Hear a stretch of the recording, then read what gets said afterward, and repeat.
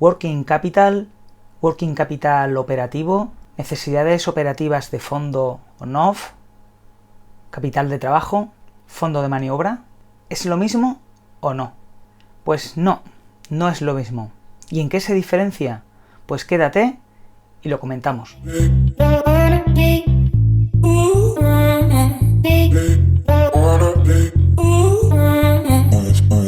Pero primero aclaremos una cosa. No es lo mismo pago que gasto. Y no es lo mismo ingreso que cobro. Y esto repercute en la empresa. Os dejo aquí un vídeo donde comentamos este aspecto. En toda actividad empresarial se repite el proceso. Compramos la materia prima a los proveedores, pagamos a estos proveedores, fabricamos, vendemos y finalmente cobramos. Pero las empresas necesitan dinero para comprar esa materia prima, para pagar a los proveedores y necesitan dinero para fabricar los productos o prestar los servicios. Estos productos se almacenan durante un tiempo hasta que se venden a los clientes. Pero desde que se venden a los clientes hasta que cobramos pasa un tiempo. Y no es hasta que cobramos cuando recibimos el dinero con un beneficio o una rentabilidad añadida sobre el coste de fabricación. Esto quiere decir que yo necesito continuamente un dinero invertido en la empresa en este circuito. Un ciclo que se desarrolla continuamente y es primordial para el funcionamiento de la empresa. Se necesita una parte de capital de la empresa destinado permanentemente a mantener este círculo vicioso. Es el llamado capital de trabajo o fondo de maniobra. Veamos el siguiente gráfico. Vemos en azul DIO. DIO mide el número promedio de días que una empresa mantiene el inventario antes de ser convertido en ventas, antes de que este inventario sea vendido a sus clientes. Cuanto menor sea, menos días sean, menor va a ser el número de días que vamos a tener esta inversión en inventario retenida, que al final se traduce en dinero que tenemos que tener invertido. También será entonces menor el riesgo de que esas existencias se vuelvan obsoletas. Pongamos que en este caso son 50 días. Por otro lado, las ventas pendientes de pago, EDSO, es una medida que nos da el promedio de días que una empresa tarda en cobrar a sus clientes las ventas realizadas. Pongamos que son 60. Es decir, desde que vendemos y entregamos la mercancía hasta que finalmente el cliente nos paga. Igual que en el caso anterior, tenemos durante 60 días el dinero invertido hasta que finalmente cobramos. Con lo cual esto nos dice que necesitamos 50 días más 60 días para recuperar la inversión en materia prima y fabricación. Finalmente tenemos DPO, que es el número de días promedio en el que pagamos la materia prima a nuestros proveedores, que tardamos en pagar nuestras facturas. Por lo tanto, el ciclo de conversión del cash de la empresa sería 50 más 60 menos 40, 70 días. Es decir, durante 70 días tenemos que tener una inversión en materia prima, en inventarios y en fabricación hasta finalmente recuperamos ese dinero. Y esta inversión tiene que ser realizada con capital a largo plazo, porque si se demora el cobro a nuestros clientes, nos quedaríamos sin la posibilidad de seguir fabricando y comprando materia prima para poder seguir vendiendo en el futuro. Por lo tanto, es una tarea crítica dentro de la empresa. Esto quiere decir que si, por ejemplo, incrementamos las ventas o se demora el número de días en el cual cobramos o se demora el número de días desde que fabricamos hasta que logramos la venta, se va a incrementar la inversión en capital de trabajo que vamos a necesitar para que la empresa siga desarrollando su actividad. Y a la inversa, si reducimos el número de días de inventario o de cobros, o bien ampliamos el número de días en el pago a proveedores, reduciremos la cantidad de capital necesaria en capital de trabajo y liberaremos flujos de caja para otro tipo de actividades dentro de la empresa, por ejemplo, inversiones, pago de intereses, etc. Una de las definiciones que podemos encontrar de working capital es la de activos corrientes menos pasivos corrientes. Aunque aún no hemos hablado del balance, los activos corrientes o activo circulante, en inglés current assets, digamos que sería todos los activos de la empresa que puede convertir en dinero líquido, en cash, en un corto espacio de tiempo, normalmente en menos de un año. Es decir, dinero que la empresa tiene más o menos disponible para realizar en cualquier momento, pues un pago a sus proveedores o la deuda a corto plazo. Dentro del activo corriente o circulante podemos contar el dinero que tiene en caja la empresa o en el banco, las existencias, el inventario que en breve se supone que va a conseguir una venta, las deudas de los clientes que se supone que en breve va a poder cobrar. Y el pasivo circulante o current liabilities es la parte del pasivo que contiene las obligaciones de pago a corto plazo de una empresa, es decir, deudas y obligaciones que tienen una duración menor a un año, también llamado pasivo corriente, es decir, el pago a los proveedores, el pago de deudas de corto plazo, etc. Entonces, una de las definiciones que podemos encontrar de capital de trabajo o working capital es la de activos corrientes menos pasivos corrientes. Es decir, disponibilidad de dinero a corto plazo menos las obligaciones que tiene la empresa a corto plazo. El capital de trabajo es un concepto muy importante a la hora de analizar una empresa. Es una medida de la solvencia financiera o la capacidad de la empresa para afrontar los pagos a corto plazo.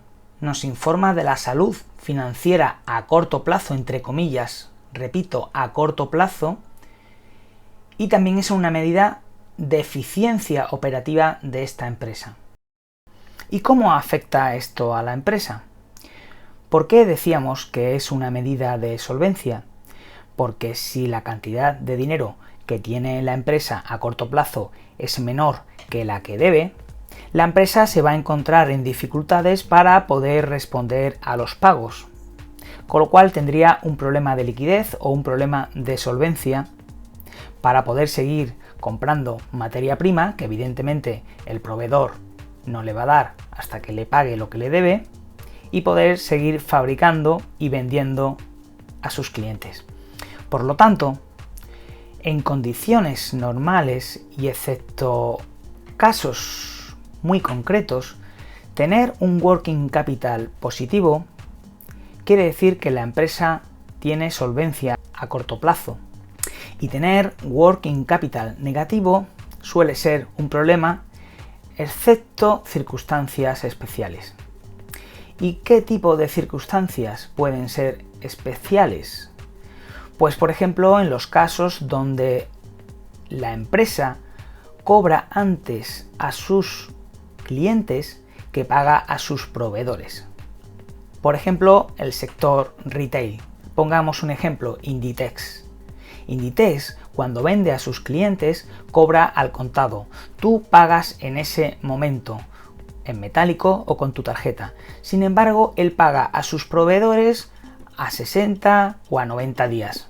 Se puede permitir el lujo de tener working capital negativo. Sus clientes financian su negocio.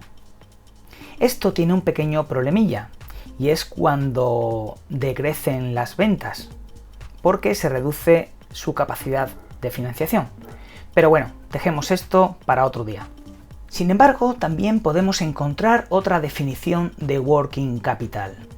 Clientes más inventario menos proveedores. Cuando digo clientes, me refiero a la cantidad que nos adeudan los clientes. Cuando digo inventarios, se refiere a la cantidad que aparece en el balance, como la anterior, cantidad de dinero de productos que tengo en el inventario para poder vender. Y cuando digo proveedores, es la cantidad que aparece en el balance como dinero que tengo pendiente de pago a los proveedores. Sin embargo, esto no es working capital a secas, sino es working capital operativo, porque si hacéis los cálculos, nos va a dar una cantidad diferente al cálculo de working capital que habíamos definido previamente. ¿Cómo calculamos el working capital operativo?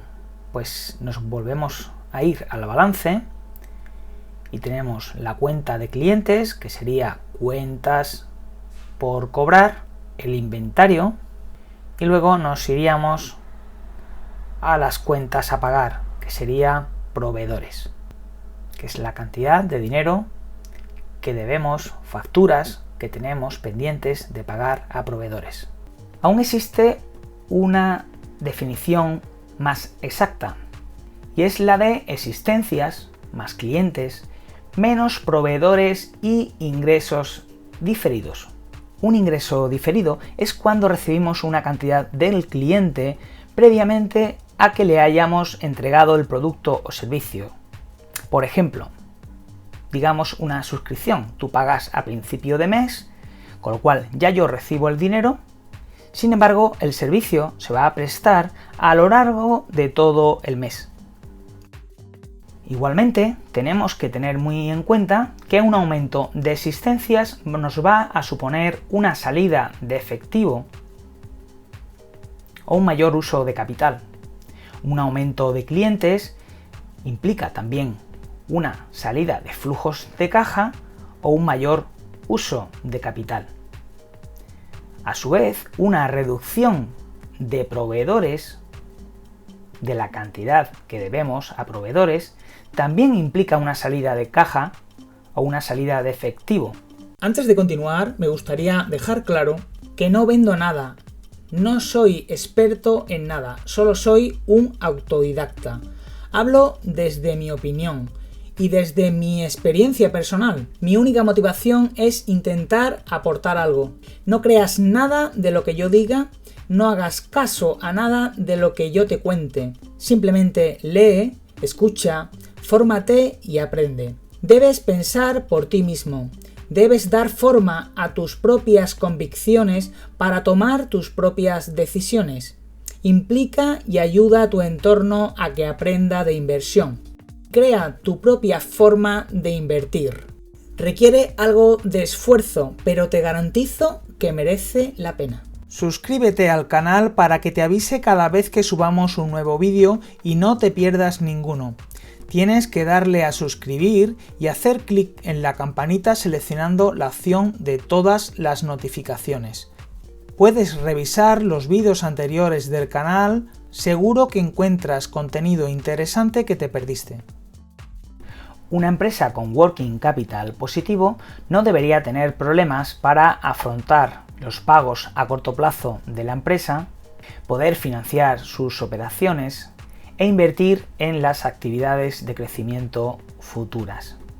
A medida que la empresa crece, se incrementen las ventas, es normal que este capital de trabajo también se incremente, porque necesitaremos incrementar las ventas, necesitaremos incrementar las compras de materia prima y seguramente necesitemos incrementar los inventarios. Pero debemos de vigilar muy de cerca si se produce un incremento en el capital de trabajo y no se está produciendo un incremento en ventas. Entonces puede que se esté dando un problema.